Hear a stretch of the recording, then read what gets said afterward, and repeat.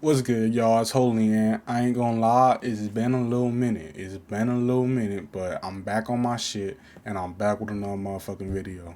So we gonna be reacting to Tommy G's new video, visiting the most drug-addicted city in America.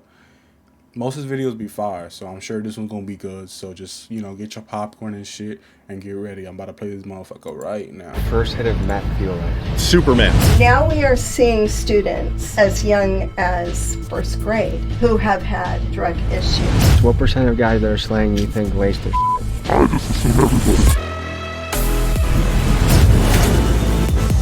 I don't get why people waste shit. Why you want to kill your own customers? Online it says that Omaha is the most drug-addicted city in America. Omaha. Does that surprise you? The United States of America is facing a massive drug crisis. In 2021, over 106,000 people died from drug overdoses. This is up 14% from 2020. 106,000. I don't know, for some reason that doesn't seem like a lot compared to overall how much people we got in America, but...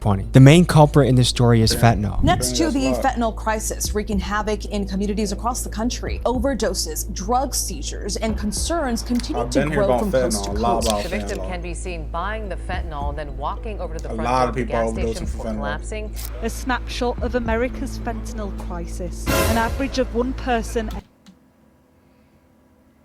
every 10 hours just dies skip over in that. this city of a fentanyl gonna say too overdose. much. A lot more people are dying, and it's in a lot of the drug supply, and people are doing it without knowing they're doing it. Fentanyl was created in 1959 by Dr. Paul Janssen to be a more efficient alternative to morphine, and it's used in hospitals to help with surgeries and pain management. Due to its potency and how cheap it is to produce, drug dealers cut their products with fentanyl to stretch it and make it stronger. The journey of fentanyl to the United States is as Okay, so what he's saying, I think, is basically if they get cocaine and they want to make it more cocaine, they just add fentanyl to it to basically make it more.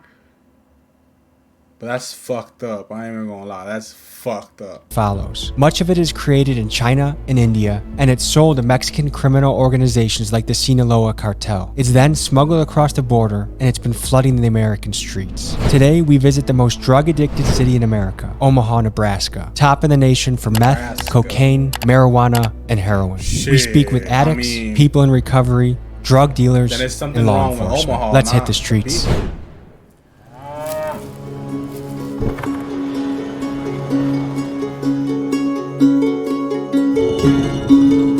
First, we stop at University of Nebraska, Omaha to speak with Coalition RX, a nonprofit dedicated to reducing drug use. Ladies and gentlemen, Carrie. It's nice to meet you. Nice to meet you too.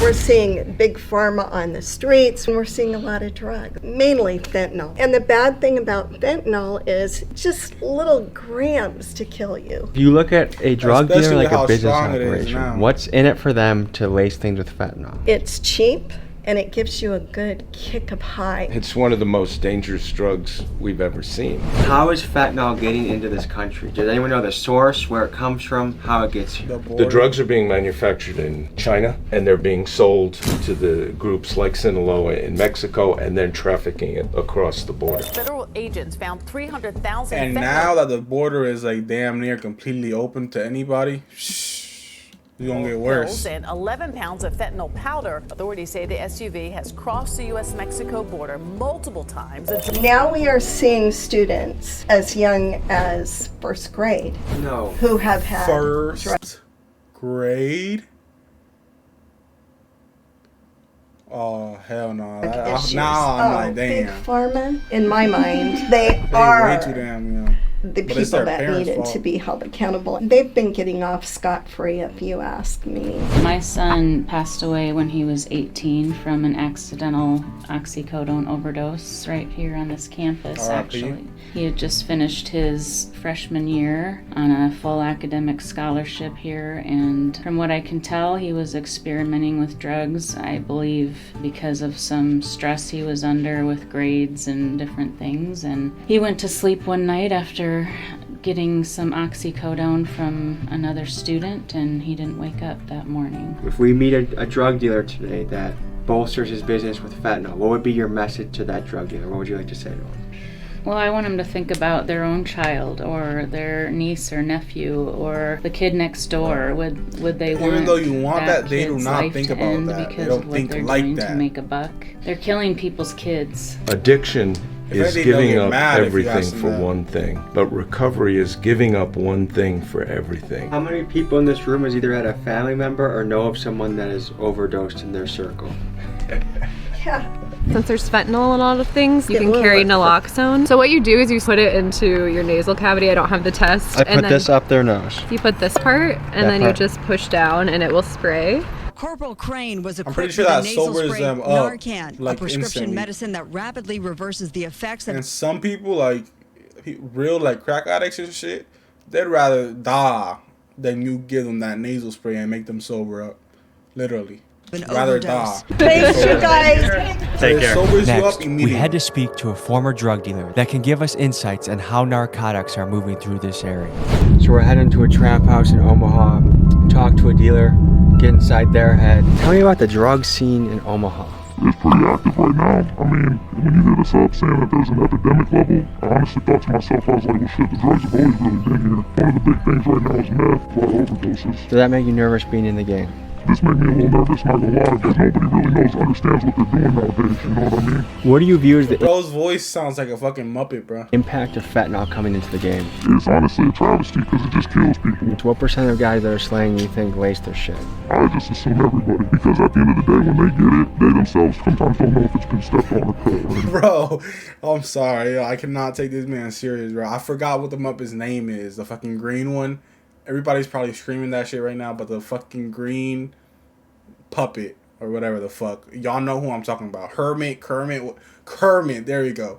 Bro sounds like Kermit the Frog, bro. You know what I mean? Tell me about the journey of how drugs get to America and how Omaha is a central point of that. The way I understand it is just because we're on I-80, Interstate 80, everything gotta come and go through here at some point in time. That's why, like, Nebraska, they call it the gauntlet, because we make so many drug busts on the interstate. Have you ever felt bad for a customer? At the end of the day, people are grown, it's their own responsibility to handle their shit, you know what I'm saying? You gotta do that's the drugs, facts. not let the drugs do you, whatever it is you're doing. What made you decide to get into the game? I did it out of necessity, like out of survival, because I lost my job, a lot of different things were going on, I got in trouble with the law, and I was just trying to figure myself out. And what kind of things went down in this house that we're at?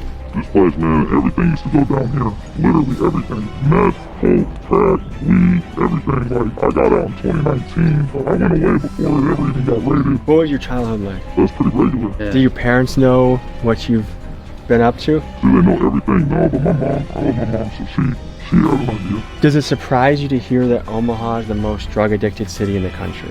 It kind of does. Big Pharma, what role do you think they play in this whole game? I think they play a big role in it. Because a lot of the stuff that people are exposed to wasn't around before then. If you came face to face with a mother of someone that had died from drug overdose, what would you say to her? Sorry for your loss. I mean, the person makes their own choice at the end of the day. Nobody forced them to do that. I feel sorry for them. Is there like a code on the streets like what else most is he dealers supposed won't to say? I mean, for real, think about it. What is he supposed to say? Other than, like, I'm sorry for your loss. I mean, at the end of the day, it is their choice. But it's also he also has a choice not to sell it. to kids, or do you know of any guys that'll sell to a 5th grader or a 6th grader? I think if anybody got the money, anybody will sell it. I'm going to be honest with you. If you could retire from this profession, what would you get into? I'd like to do what you're doing.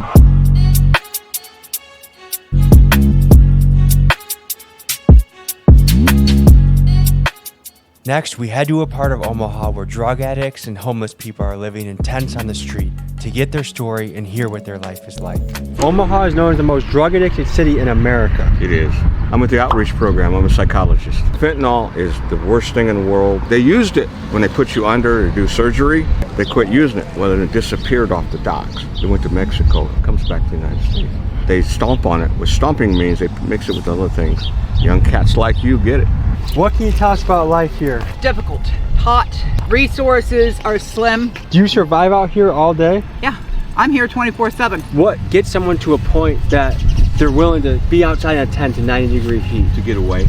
Sometimes it's better to be out here than it is to be in an abusive situation. And guess what? It could happen to you two guys too. What's the drug that's running through Omaha right now? Meth, crack, there's some cocaine and weed. Pretty much anything you want to find is pretty much You can find it right here. I got out of the situation that I was in and ran out of funds, so I got stuck here until I can get enough funds up to be able to get into a place. People aren't bad. They've had a bad situation, but sometimes the system doesn't allow that. What could the system change, or what could be better about the system? Other psychologists, psychiatrists, outreach programs, hospitals where they can take their medication, etc., etc. They can live a normal life. This is kind of the Skid Row of Omaha, I would say. Hell yeah, this the bottom. I can't get my fucking ID. They fucking with me. They keep talking about they care about the people that's homeless. They don't want you to put your tents up nowhere. Why the fuck we can't put our tents up nowhere and y'all not trying to help us? I had suspicions about this guy, so I called the Sienna Francis house to see if he worked there. They said he was not a psychiatrist on staff. He was a patient. Today we meet John, a former addict. Wow. I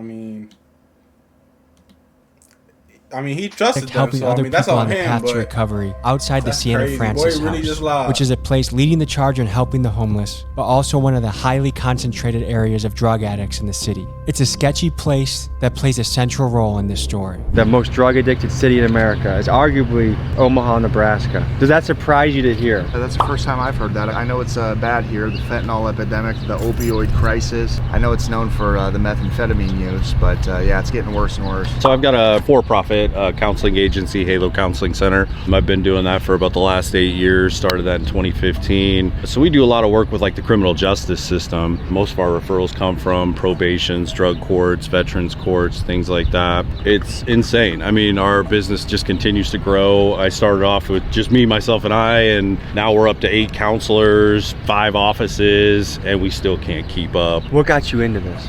So I got my own history. In 2006, I was out on the streets smoking meth. I was involved in a raid September build companies around that have a history. 11, 2006, and was arrested, charged with conspiracy to distribute 500 grams of meth. So I was just with the guy that was doing it, basically. I was his right-hand man. So that's where it started for me, where my sobriety got started, was that treatment facility right there. Used to be a lot of tents out here, and if we end up walking down farther that way, you'll see a lot of tents and everything where the people choose not to go into the shelter. You know, they're either not ready yet or it's just not for them. How did you become sober? I got arrested, which is my sober date, August 26th of 2020, and arrested for methamphetamine. I went to jail for 6 months, and I've been battling drug addiction for probably the last 10 years. So I was arrested, sat in jail for 6 months. I came over here. I was here for 7 months, and then went to the halfway house, and then just been trying to get my life back together slowly but surely. It seems like jail is a lot of people's sober day. Yeah, absolutely. Some sort of higher power, man, that Yeah, a lot of people sober up in jail. Like, if you watch like 60 Days In and shit, that's a good ass show. If you definitely haven't watched it, watch it. They'll show you like how a lot of people go to jail to sober up. Give me the so option if you're trying to sober up and you know nothing else is working, punch somebody in the face or like rob a store real quick and do a program that we offer here, and if I graduate that program, I get the felony removed from my records. Once I got into jail, it was almost a sense of relief because I had attempted sobriety, you know, some feeble attempts, didn't really reach out to get any real help. Then when I was charged federally, then it just became a fear factor. Once you see the United States of America versus John Sapensky, that tends to tighten some things up in the old body there. What does your first hit of meth feel like? Superman. Euphoria, energy. I was at work, I was mowing lawns, and I had a hangover from the night before, and my boss was like, dude, what's wrong? What's going on, man? Usually, you know, you're doing a good job at work. Man, I got a hangover, I feel like crap, you know, whatever. He's like, go talk to my brother. So I went and talked to the brother. He pulls out a bag of meth, took a big old snort, and I'm mowing lawns like nobody's business. I'm running around with a weed eater and just tearing people's lawns apart. It was glorious. So it started out pretty innocent. Yeah, within weeks, I'm staying up for days on end. It's 3 o'clock in the morning. I got to work at 6. I need to get more dough. I mean, he knew better. I mean, out of all the drugs, like there's like, I won't even do anything that's hard at all. Like, period. So you telling me that you've never done anything near that, cocaine or nothing near that? Like, no weed, no nothing, and somebody offers you meth as the first thing, and you gonna say, sure, why not? That don't make no sense. Bro was definitely doing something, at least something before that. Because ain't nobody just gonna say yes to meth. I mean, maybe can't so. Find any more dope, can't go like to work, and the cycle began. You don't my just first jump experience to with There's it like was I was stages. using marijuana at the time, and my friend came over, and I took a hit of meth, and it really didn't do it. That's what I'm talking about. He did marijuana. At least he did something. There was a level before that. He did marijuana. I'm not gonna lie, that's a crazy big jump. But I mean, at least there was a jump. He just saying that he was sober and then he just said yes to meth. I mean, anything for me then. I don't know if it was because I was already prescribed amphetamines, legal amphetamines. And then years down the road, after I got into some trouble in a different city, I was on probation and I was kind of trying to be clean. And a girl said to me that I was seeing at the time, she said, well, this will make sex better. Of course, I'm all for it. You know, if it's going to make sex better, why not? How'd you find your way here? What's your story? I got in trouble with the law. I was addicted to meth for like 13 years. What was your first introduction into meth? How'd you start that? When I was 16 years old, I used to drink a lot with my friends and stuff, and I got introduced to it one night. It was like something to stay awake, to party more, and then it became like an everyday thing. I went to jail. How long did you serve? I was in there for 3 months. Did that help you on the road to sobriety? If I would have got out and just went back on the streets, I'd probably be back on drugs right now. What should the punishment be for a dealer that's selling people meth? Definitely jail time. What was the low point of your meth there you trip? go. Well, I mean, right before I came here, I lost custody of jail time. of my girls. I lost if they doing like I'm very facing bad 17 amounts. years in prison right now. If you're struggling with drug addiction, you got to find your higher power. You got to believe in something higher than you. If you need help, it's always nice to reach out to somebody that you love and tell them the problems you're going through. Our next stop is talking to drug dealer Shakedown, who is currently facing federal time for her narcotics operation. We wanted to talk to someone that had hands-on experience with fentanyl. Here's what we learned. How would you describe yourself?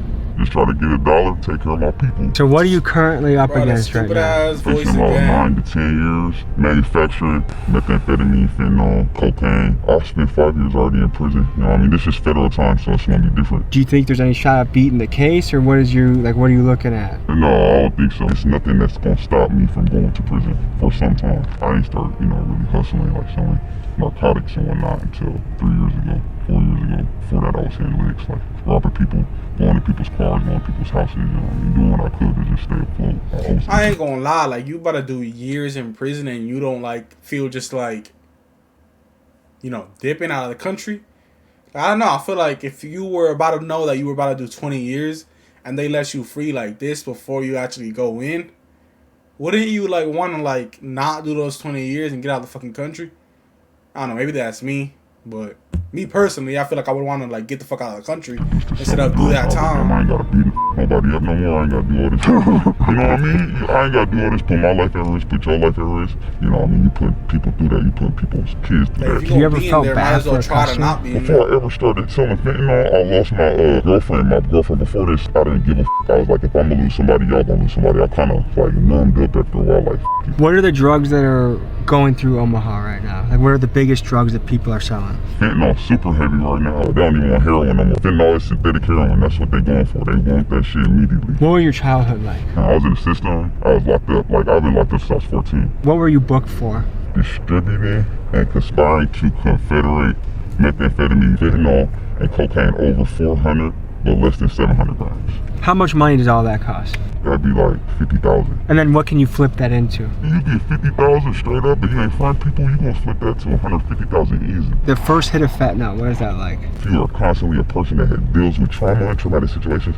it's gone for a minute, you know what I mean? Do you think most drug users and even drug sellers are running away from trauma and drugs are kind of the way to like patch up the pain? Hell yeah. I feel like it's never the drugs, it's the experiences that you've been through that made you, gravitate to that. Earlier this morning we met with the mom of a kid who overdosed, and it's just her son's death has impacted the whole family. It has a trickle effect. What would you say to the parents of people that have overdosed? I've been through it, so it's like I don't, people make their own choices and you just gotta stop them from making those choices, not by telling them what to do. What's the youngest person you would say that has come to buy drugs from you? 13, 14. What does it cost for a serving? I mean, come on, bro. It's not that hard to say no if they that fucking young.